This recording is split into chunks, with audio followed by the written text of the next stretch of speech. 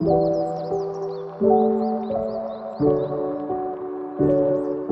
everyone! Today I wanted to make a video about my favorite saint, and that is Saint Maria Goretti.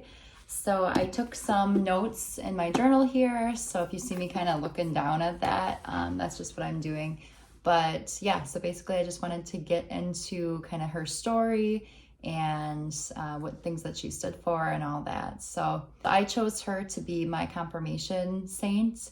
And I've always really loved her. She's, since I was little and I first kind of learned about her, I have tried to model myself after her in whatever way that I can. So yes, I wanted to get into her life. Okay, so she was born on October 16th, 1890 in Italy. And so it's kind of crazy that this didn't happen that long ago. Obviously it's over 100 years, but it still is kind of cool to me that something like this could happen more recent in history than, closer to Jesus's time. And then she died July 6, 1902. So she was only 11 years old when she died. So some of her early life is that she was born to a very poor family. Her father was a farmer and they were really struggling. They moved to a certain area to try to make a better life for themselves. But ultimately her father ended up catching malaria and he passed away.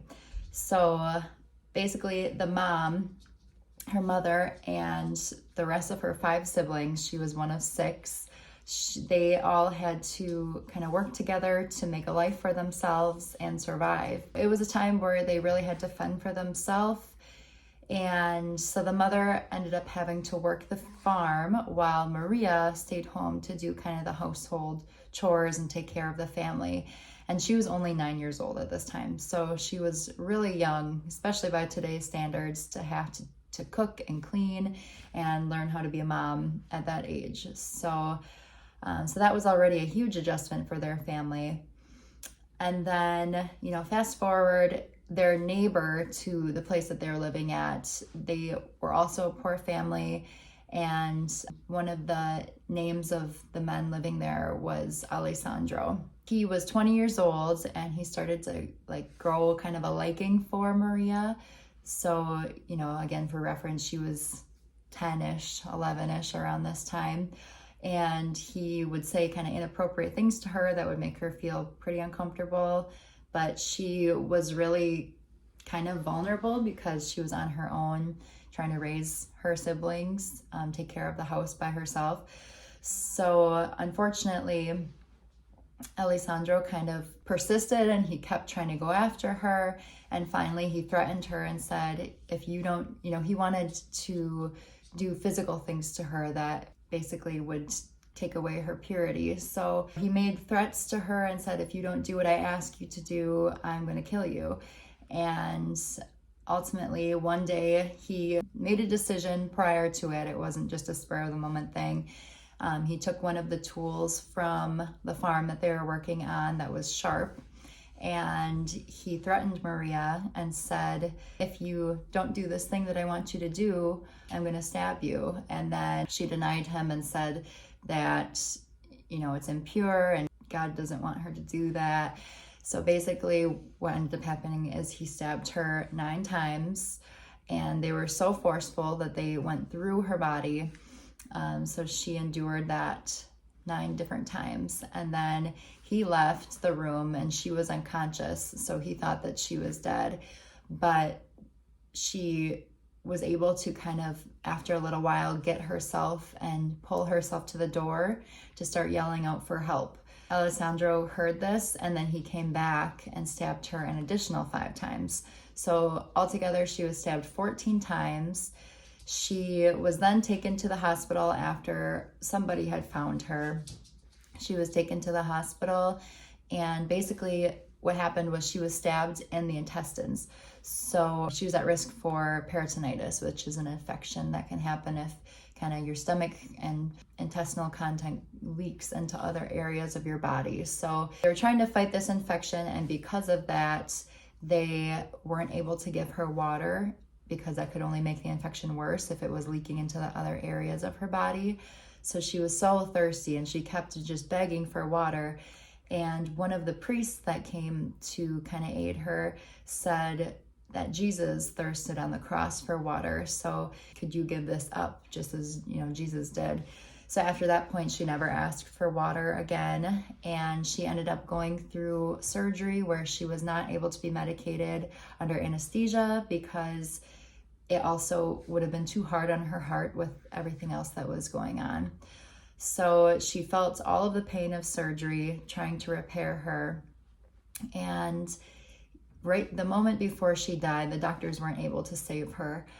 The moment before she died, she forgave Alessandro and said that she wished that he would be with her in heaven. So she forgave Alessandro, and Alessandro then was taken into custody and he pled innocent. He just denied ever doing it. And he said Maria, forced him into it, and nobody believed him. So he ended up being sentenced to 30 years in prison. And throughout that time, he was just a very angry man. And he lived in isolation for, I think, 6 years or something like that, because he couldn't be trusted with the other inmates even. He was just not a good person. And so he just always blamed Maria for everything because he felt like it was her fault that she didn't do what he asked her to do, and that's why he ended up in the situation that he's in. So basically, throughout those 6 or so years in solitary confinement where he was completely alone and separated from everybody, he had a dream that Maria came to him and she brought to him 14 lilies. And, she was smiling at him and he felt like that was symbolizing her forgiving him. And those lilies symbolized the purity that she sustained for herself, purity and chastity. So after that point, Alessandro totally changed his life around, and he actually started to evangelize with the other inmates in prison, so much so that to the point up where he was supposed to be sentenced for 30 years, and it ended up being that he was sentenced for 27 years. He got out at the 27th year because he had changed his life so much. And this really wasn't something that happened back in the day. So it was just kind of an amazing thing that he was able to get out early. So after he got out, I think one of the first things he did is he went back to where everything happened. Because again, he was a neighbor to Maria back then. So he went back to where she had been before to seek forgiveness from her mom. And you can't even imagine like how that could even be possible, but he went to go ask for forgiveness. So her mother opened the door, and kind of a backstory to her situation that I learned. So because she had to kind of take over the farm, their family farm, she couldn't afford to keep the rest of her kids after Maria had passed. So she had to give up her children and give them up for adoption so that they were able to be provided for. So you can't even imagine that as a mother. First having lost your husband, then having lost your daughter to murder, and then having to give up the rest of your children because you can't provide for them. So she went through just horrible loss throughout her life as well. And here she is in front of the man that murdered her daughter, and he's asking her to forgive him. And her words were very powerful. She said, "If God can forgive you and Maria can forgive you, then I can forgive you also." So just a very powerful message, and kind of hard for us to believe, especially in society where we are right now. We don't really practice forgiveness a whole lot, and grudge holding is a lot easier than actually forgiving. So I think we have a lot to learn from this story. And some people might even be mad, honestly, about listening to this story and thinking like he was a murderer, he was a potential rapist, he wasn't worthy of forgiveness. And the thing is, really, none of us are worthy of forgiveness. I kind of looked into Alessandro's early life because I think it's good to kind of see where somebody came from, to kind of understand maybe why they would get to that point of murder. Not that that gives anybody an excuse or anything like that, but he definitely did not have a good childhood. His father was an alcoholic. His brothers, I think they had some sort of neurological disability. It just sounded like he had a really hard childhood as well. So you can kind of understand maybe he didn't have a lot of guidance in his early life. So Maria forgiving him made it possible for him to completely change his life around to the point where he became a Franciscan friar.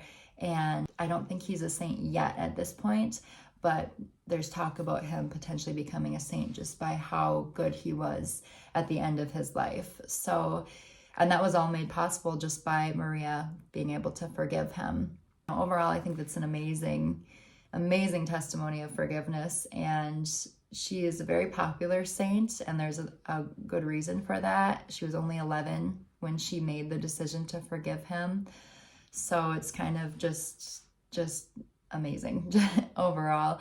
And some other really cool kind of miracles that came from after all of this happened was, I think it was a couple years maybe after, there was a man that was working in that area around the time when things were first learned about Maria being, starting to become more popular, and it was after she had already died, but kind of the story was growing more popular, and there were prayer cards being passed around, and basically a man was working and he dropped something on his leg that crushed it, and he was going to have to get it amputated. And his wife had heard about Maria, and she got one of the prayer cards, and the night before his amputation was to be scheduled, she put this prayer card up against his cast where all of his bones were shattered. And the next morning he woke up and his leg was, there was nothing wrong with it. So just a miraculous recovery. And actually kind of the video that I got a lot of this information from then shared a story that happened a lot more recent, because obviously that was in like the early 1900s. So something that happened way more recent was there was a young guy that he had broken his leg from standing too long on it because he had cancer in the leg. So basically it broke, and kind of the same situation. He was going to have to go in, and the doctor's going to have to figure out what they had to do because his leg was in really bad shape. And so he went to a priest asking if there's any saint that he could ask for some guidance or get some intercession from. And so this priest directed him to the story of Maria Goretti, and he offered up forgiveness first, which is a important part of the story. He offered up forgiveness for anybody that had wronged him in his life. He went to confession and was able to forgive those who wronged him. But also another big thing that I took away is that he was able to forgive himself, which can be a lot harder sometimes. You can forgive other people for the wrongs they have committed against you, but sometimes it's a lot harder to forgive ourselves, especially if we hold ourselves to a very high standard of living, and it just can be very difficult to forgive ourselves sometimes. So he made an act of forgiveness for the things that he had done himself. And then this priest put a relic of Saint Maria Goretti on his leg, and same thing, he woke up the next day and his leg was completely miraculously healed. And that only happened within the last, 5-10 years. So really amazing. But yeah, so those are just some stories that I wanted to share as well that I thought were just really, really cool. But I kind of wanted to talk about forgiveness because, like I said, it's kind of a controversial thing if you're not a Christian, and people who aren't Christian really don't believe in the idea of forgiving somebody like a murderer or somebody that just did horrible things to innocent people.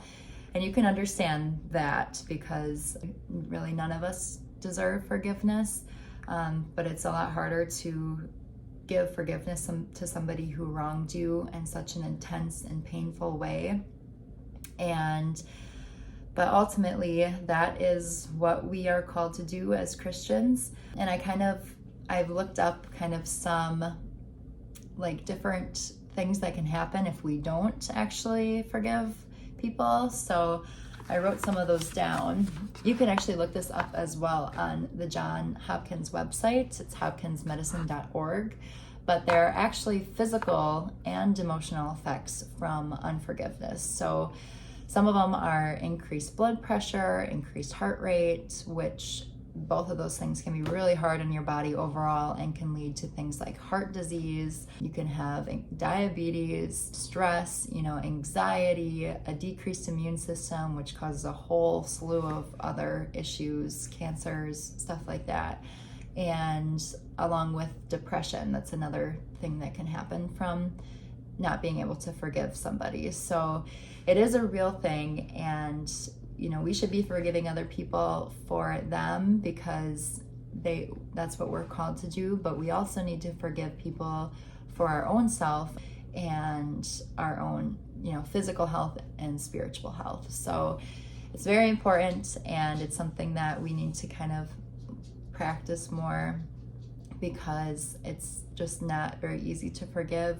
Like I said earlier, it's a lot easier to just hold a grudge and kind of just condemn that person and just think evil things towards the person. But Jesus calls us to love our enemies and to love those who persecute us, and that is really the standard that we need to be holding ourselves to if we want to be able to go to heaven. So Maria, and I think her full name, I didn't mention this earlier, her full name was Marietta, which I think is so pretty. But yeah, she was canonized a saint on June 24th, 1950. So that little girl who made the decision to forgive somebody in such an enormous way will now forever be remembered in history, and she is the patron saint of chastity and purity. So yeah, she's always been my favorite saint, like I said.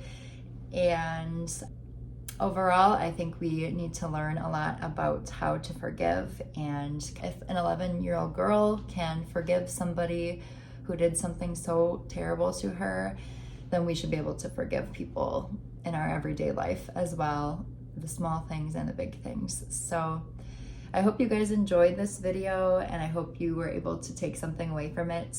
I probably will continue with learning about the saints in future videos, so if you like that, then stick around for more.